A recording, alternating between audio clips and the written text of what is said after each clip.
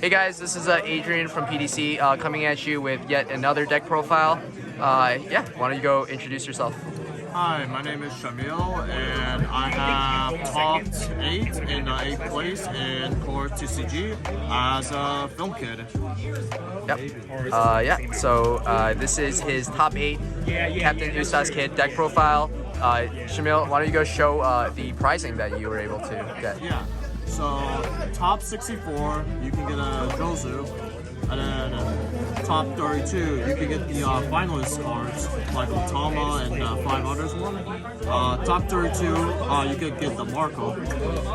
Top 16, you can get the Water New Gates. And then, last but not least, top 8, you can get the Serial Shanks. So this Serial Shanks is just 1 out of 1,000. Very, very lucrative. This is kind of basically the height of One Piece. This is what every competitive player is aiming for. So congratulations, Shamil. Well deserved. Yeah, why don't you go show everyone your deck profile now? Yes. So for the 2Ks, I am running 4 choppers. Yep. 4 Apu. Flip them. I'll flip them. Yep. So this right here, I'm running 3 Bartles. The reason why we need Bartles in our deck is because he's very good at restanding our searchers like Nami to keep Nami alive and search for more. And it's also very good to keep Luffy as a blocker while being aggressive at the same time. Well, while you're dropping this on like Broke or Luffy, it's also very good at going second and drop this. And then during your next turn, you can drop something like Broke or Nami. This card is definitely necessary to keep the aggression while being defensive at the same time. For our 2Ks, we are running the 4 of the choppers, 4 of the Poos, last but not least, 4 of the easels. Nice. The chopper and Apu are searchables, and the easels is for a very good tech for suspending the blockers, and that saved me a lot of games and it can push me for games. So I think these 3 cards are important. So 12 2K counters in total. Yes. Awesome. All right, next up. For our film package, we are running 3 Usopp, 4 Luffys, 2 Frankies, 4 Zoro, 4 Brook, and last but not least, 4 Namis. These are all self-explained. Namis for the search, Luffy for spam, Brook for spam, Usopp for the 5-3, Zoro for the 4-6, and Frankie for the 5-7. Yep.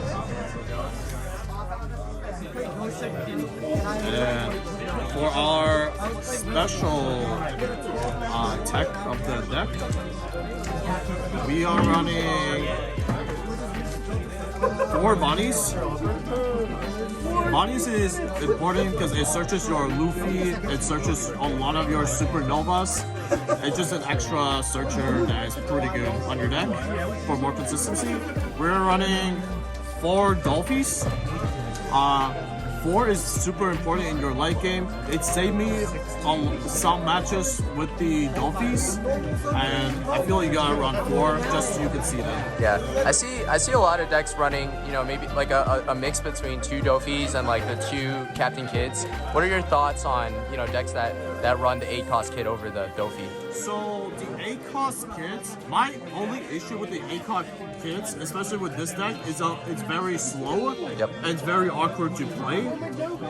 You gotta have at least a blocker, like a mage, to make your kit survive. If you don't have that, it's very awkward to play, and most of the time it will get killed by literally anything. Yep. So that's why I avoid it. I think these are much better to stun your opponent rather than have a big blocker. Got it. Yeah. So I'm assuming in your deck list you're not running Beiges either. Okay. Cool. Awesome. And then We are running just the 2 events. Pump gets in, very good in trigger. It's also very good in event too. It just helps you to survive. And last but not least, the little spice I read for X-Drake. X-Drake is super important in your gameplay. It's because you can able to aggro people on top of destroying things on the board, just so you can have a control per se. So a lot of times, especially when I'm going second against yellow, I usually will try to destroy their 3 or 4 costs just to gain control of it, and they have 1 less attacker to attack, and that is super important for the survivability and for the control. Yeah. And that definitely got me games because of Yeah. So going into Pasadena, there were a lot of Captain Kids being played, and I think that there were 2 directions that the decks took. One was going the X-Drake route, and the other was the Basil Hawkins. And hindsight 2020, but after the event, it seemed to lean a lot towards the X-Drake side. Basil is on paper a really great card, right? Might provide even more value than X-Drake. But yeah, what are your thoughts on running X-Drake versus Basil Hawkins? The most important thing between these 2 is the 1K counter. Yes.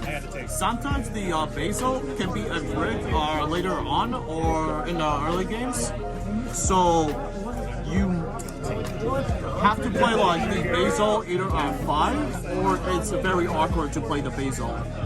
With the X-Drake, if you couldn't get this on like 5 or even at like 7 if you don't have Loopy, it's not awkward in your hand because it's a counter end of the day. And the thing with Basil, you have to wait a turn to get off his effect. This is just immediate effect, which is always going to be very valuable depending on your board control and how you want to control your opponent. Because let's say we're in a mirror match or a GB Doffy and they play the Nami. Basil, I have to wait a turn to get rid of Nami, and they could just get the full value of the Namis. With X-Drake, I could kill the Nami immediately and not have to worry about it most of the games. So that's why I think X-Drake is definitely a lot better in that regard than Basil Hawkins. Yep. Awesome. Yeah. So, talking about Pasadena and some of your matchups, could you kind of talk about, what kind of matches you played? What leaders? So, my first round is against a Zoro that dropped a 2 Zoro and a 3 Luffy rush on me.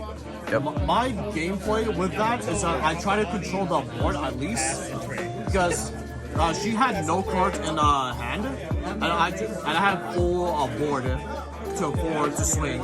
So I just kept the dominance and swing, and that's how I won.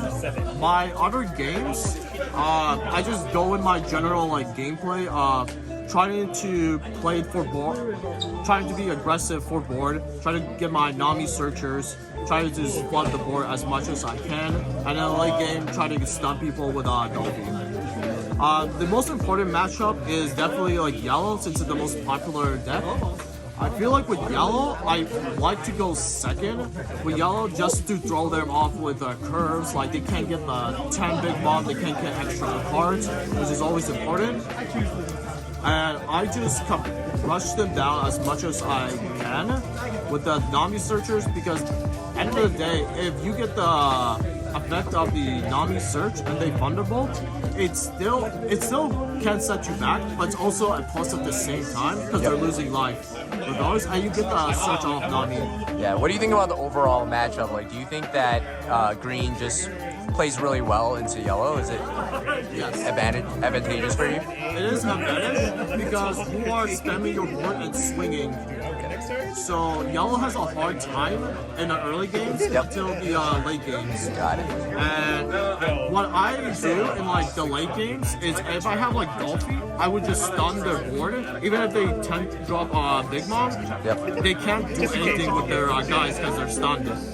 So for that, it's super important, especially to go second, because it'll be at 9 down, I'll be at 10. I'll just drop the Doffy, stun, and if they just play Big Mom, I just win at that point, depending on their life. Got it. Yeah, were there any other matchups that were particularly interesting other than yellow? one thing I am trying to figure out or practice is GP Doffy. Yes. I feel like he's very hard to play against. It's very skill intense. That's also the matchup I lost to for the round 5. So what I heard as a suggestion is that you want to go first, because if you go with Luffy first before they do, you're in an advantage because you can start swinging your Luffys and the other guys compared to the Doffy. So you just try to be aggressive. The one benefit you have is that they're on 4 life. Yep. So they can die easily. I guess. And it all comes down to like how their board is set up. But it's definitely difficult to play against. Yeah. I would say, but so it's definitely a matchup I want to practice for sure. Yeah, I would say, you know, Doffy, as a Doffy player, it's like slightly advantageous to Doffy, just because every turn, you guys are essentially playing the same things, but Doffy has the ability to basically play an event counter every single turn. And it's really tough. And that's where the X-Strikes comes in, because they'll always have a counter to help out their Nami. If I just X-Strike them, I don't have to worry about that, nor attack. I can just keep going things. Oh, so X-Strike is a really pro Doffy and also useful into the yellow matchups, right? 2 of the most important matchups in the Captain Kid. It's also useful in the other matchups too, like Zoro, for example, where I just popped this Rush Zoro. Did you play against any Zoros or any? Only one in the first round, but I have not played any Zoro since. Awesome. Yeah. Well, so congratulations, Shamil. Top 8 finish, going XN1 into one of the biggest One Piece event to date so far, right? 1,377 players, only losing once in round 5 and winning out the rest of the tournament. So yeah, congratulations. Congrats on the Shanks prize. If you can kind of give the viewers a look again. Not very many people have won this card, so very, very awesome. Yeah, if you guys have any questions for Shamil on how to play the deck, or any tips and tricks, yeah, just hit us up and let us know. All right. Yeah. Any last words? Yeah. So I did not coin this deck. It's definitely my friend Andreas who got second place. He's the one that I copied his deck from, and we're friends. And I want to give a shout out to him because he's a very good player. On top of helping me out with the matchup, I also want to give a shout out to the other North Cal people who's helping me out with this film kit as well. And I want to give a shout out to my carpool crew, especially Luis, who lets me borrow 3 Bartles. I think without him with his Bartles, I don't think I would have topped. It's just that important. Cool. Well, awesome. Well, thank you so much. Yeah, shout out to all those people again. Definitely a group effort in this really amazing victory. So yeah, see you guys. Thank you so much. Bye.